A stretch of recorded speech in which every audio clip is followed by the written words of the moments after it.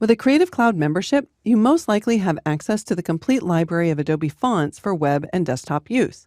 There are a few exceptions, such as some businesses and educational institutions which have custom licensing agreements with Adobe.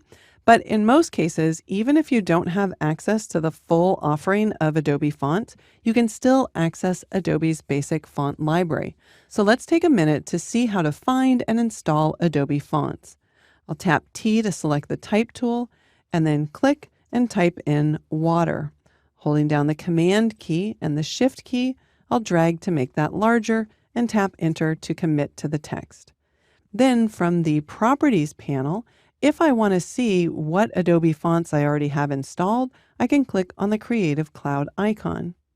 If I want to see more fonts from Adobe, I click on the icon to the right. That will take me online, where I can start searching for fonts.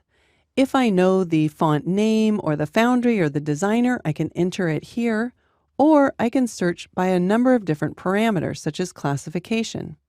I'll choose sans serif, and then I can choose whether I want paragraph or heading recommendations, as well as a variety of additional property options.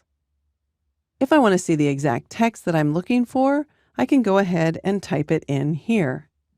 Then I can scroll down, and when I see a typeface that I want to install, I can choose to view the family. This family has 10 different fonts, which I can scroll through and choose whether I want to activate individual fonts, or I can activate all 10 fonts. I'll go ahead and activate them all, and then return to Photoshop.